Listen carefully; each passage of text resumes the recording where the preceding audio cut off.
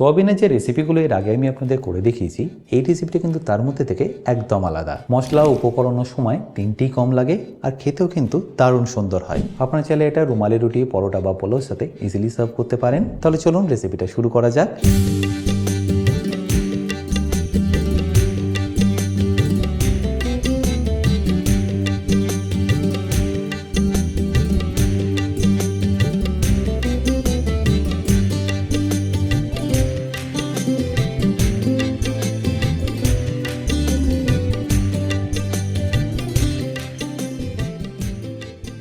By the way, আমি chef Atanu, আপনারা দেখছেন অতনু রান্নাঘর। আর আজকে আমাদের রেসিপি মালাই সোয়াবিনের।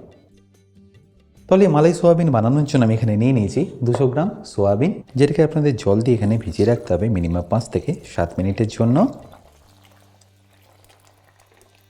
এতে দেখবেন সোয়াবিনটা ভালোভাবে নরমও হয়ে যাবে আর দেখবেন অনেকটা ফুলেও যাবে। ব্যাস, এবার এটাকে আমি সাইডে রেখে দিচ্ছি। আচ্ছা, এবারে গ্রেভিটা বানানোর জন্য আমি একটা কড়াই নিয়ে গ্যাসটাকে অন করে নিচ্ছি আর তারপর তাতে দিয়ে দিচ্ছি অল্প একটু সাদা তেল।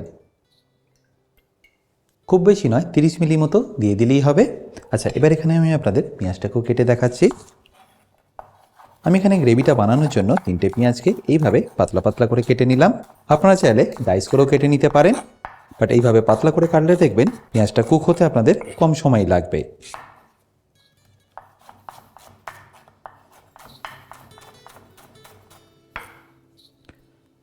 আর পেঁয়াজটা কাটা হয়ে গেলেই ডাইরেক্টলি আমি দিয়ে দিচ্ছি কড়াইয়ের মধ্যে। আর পেঁয়াজটা দেওয়ার পরে এটাকে আপনাদের ভালো করে একটু ফ্রাই করে নিতে হবে। আর এই পেঁয়াজটাকে আপনাদের ততক্ষণ ভেজে নিতে হবে যতক্ষণ এর কাঁচা গন্ধটা একদম চলে যাচ্ছে। আর পেঁয়াজটা যখনই দেখবেন একটু ট্রান্সলুসেন্ট হয়ে গেছে, তখন এখানে দিয়ে দিন রসুন। আমি এখানে বড় কোয়ার 5-6 কোয়া রসুন অ্যাড করলাম।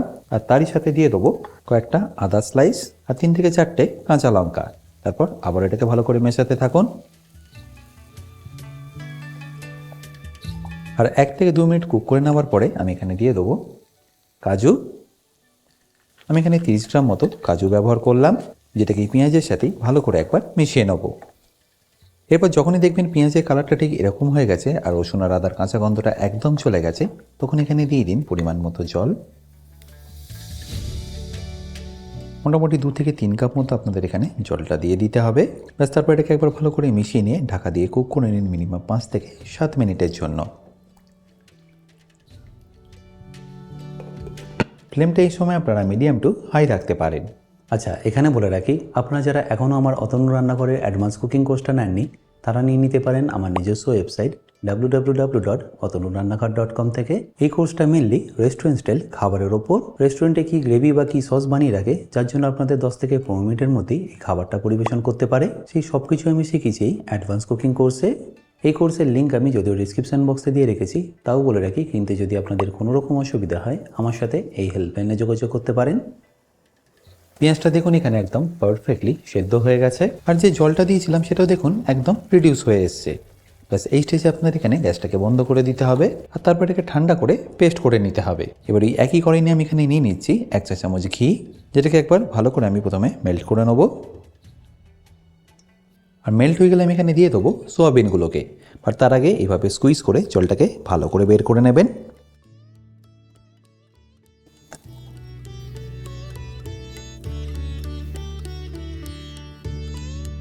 সোয়াবিনটা দেওয়ার পরে আমি এখানে দিয়ে দেবো স্বাদ মতো নুন। তারপর এটাকে হালকা একটু সতে করে নেবো যাতে এর কাঁচা গন্ধটা একদম চলে যায়। আমার কথা মতো এইভাবে একবার বানিয়ে দেখুন, দেখবেন বারবার বানিয়ে খাবেন। আর ভালো করে একবার মিশিয়ে নেওয়ার পরে যখনই দেখবেন সোয়াবিনের কাঁচা গন্ধটা একদম চলে গেছে, তখন এটাকে তুলে নিয়ে রেখে দিন একটা বোলের মধ্যে।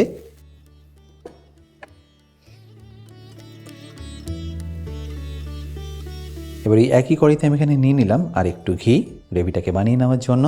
আর ঘিটা একটু গরম হয়ে গেলে আমি এখানে দিয়ে দেবো 4টে এলাচ। তারপর একবার ভালো করে মিশিয়ে নিন যতক্ষণ এর ফ্লেভারটা একটু ভালোভাবে ছেড়ে দিচ্ছে। আর ফ্লেভারটা একবার ভালো করে ছেড়ে দিলেই যে পেস্টটা আপনারা রেডি করে রেখেছিলেন সেটা এখানে দিয়ে দিন।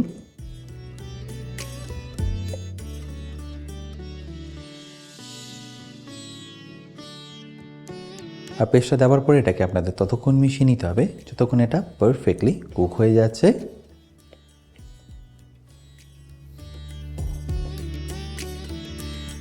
আচ্ছা, এই স্টেজে আমি এখানে দিয়ে দেবো কিছু মশলা। আর মশলার মধ্যে আমি এখানে দিয়ে দেবো 1 চা চামচ ধনে গুঁড়ো, তারই সাথে যাবে হাফ চা চামচ জিরে গুঁড়ো। ব্যাস তারপর স্বাদ মতো নুন দিয়ে এটাকে ভালো করে মিশিয়ে নিন। আর মশলা দিয়ে এটাকে একবার ভালো করে মিশিয়ে নিয়ে আমি এটাকে ঢাকা দিয়ে কুক করে নেবো 3 থেকে 4 মিনিটের জন্য, যতক্ষণ এটা পারফেক্টলি কুক হয়ে যাচ্ছে। আর এটাকে আপনাদের একদম স্লো ফ্লেমেই কিন্তু কুক করে নিতে হবে, তা না হলে যেহেতু এর মধ্যে কাজু আছে তাই এটা নিচে লেগে যাওয়ার একটা সম্ভাবনা থাকবে। 3 থেকে 4 মিনিট পরে আমি এর ঢাকনাটা আপনাদের সরিয়ে দেখাচ্ছি।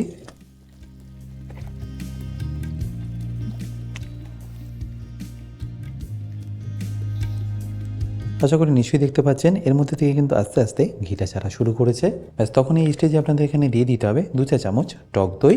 আর টক দইটা দেওয়ার পরে এটাকে ভালো করে একবার মিশিয়ে নিন। এই সময় ফ্লেমটা আপনারা অফও করে দিতে পারেন বা চাইলে একদম আস্তেও করে দিতে পারেন, তা নাহলে দইটা অনেক সময় ফেটে যাওয়ার একটা সম্ভাবনা থাকে।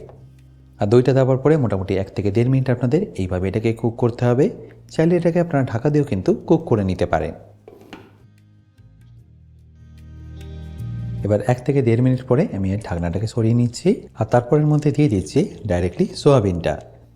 আর সোয়াবিনটা দেওয়ার পরে এটাকে আপনাদের ভালো করে মিশিয়ে নিতে হবে।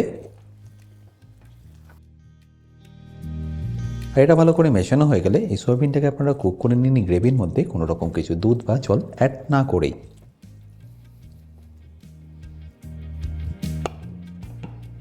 আচ্ছা, এখানে বলে রাখি, আপনারা যারা অতনু রান্নাঘরে ইউটেন্সিলগুলো কিনে নিতে চাইছেন, লিঙ্ক আমি ডেসক্রিপশন বক্সে দিয়ে রেখেছি। অ্যামাজন থেকে সেটা আপনারা ইজিলি কিনে নিতে পারবেন। ঢাকা দিয়ে কুক করে নেওয়ার পরে দেখুন ঘিটার মধ্যে থেকে কি ভালোভাবে ছেড়ে দিয়েছে।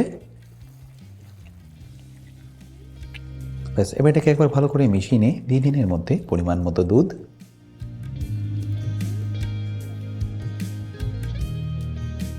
আমি এখানে 200 ml দুধ ব্যবহার করলাম। এটাকে আমি একবার ভালো করে প্রথমে মিশিয়ে নেব। আর মিশিয়ে নিয়ে এইভাবে সয়াবিনগুলোকে কুক করে নেবো মিনিমাম 7 থেকে 8 মিনিটের জন্য। এই সময় চাইলে এটাকে আপনারা কভার করতে পারেন বা নাও করতে পারেন, বাট আমি এটাকে ঢাকা না দিয়ে কুক করে নেব। যেহেতু এর মধ্যে কাজু আছে তাই এটাকে কিন্তু মাঝে মাঝে আপনাদের মিশিয়ে নিতে হবে, তা না হলে কাজুর নিচে বসে যাওয়ার একটা সম্ভাবনা থাকে। দুধটা দেওয়ার পরে যদি আপনাদের মনে হয় নুনটা একটু অ্যাডজাস্ট করতে হবে, সেক্ষেত্রে এখানে অল্প একটু আপনারা নুন কিন্তু অ্যাড করে নেবেন। আর দুধটা দেওয়ার পরে মোটামুটি 7 থেকে 8 মিনিট আপনাদের এইভাবে এটাকে ফুটিয়ে নিয়ে রিডিউস করে নিতে হবে। দুধটা রিডিউস হতে হতে গ্রেভিটা যত ঠিক হবে দেখবেন এর টেস্টটা আরও ভালো আসবে। এবার যখনই দেখবেন গ্রেভিটা এরকম ঠিক হয়ে এসছে আর এইভাবে ঘিটা ছেড়ে দিয়েছে, তখন এখানে দিয়ে দিন অল্প একটু খোয়া ক্ষীর। এটা যদিও অপশনাল, আপনারা চাইলে নাও দিয়ে দিতে পারেন। তারই সাথে দিয়ে দিন হাফ চা চামচ হোয়াইট পেপার পাউডার, অল্প একটু এলাচ গুঁড়ো, সামান্য একটু কসুরি মেথি পাউডার, আর সবশেষে ফ্রেশ ক্রিম বা মালাই। ব্যাস তারপর মিশিয়ে নিলেই আপনাদের সোয়া মালাই কিন্তু পারফেক্টলি রেডি। তাহলে নিশ্চয়ই দেখতে পেলেন এটা বানানো কতটা সিম্পল। আশা করি সম্পূর্ণ রেসিপিটা আপনাদের নিশ্চয়ই ভালো লেগেছে। আর যদি ভালো লেগে থাকে অতি অবশ্যই কিন্তু আমাকে কমেন্টে জানাতে ভুলবেন না।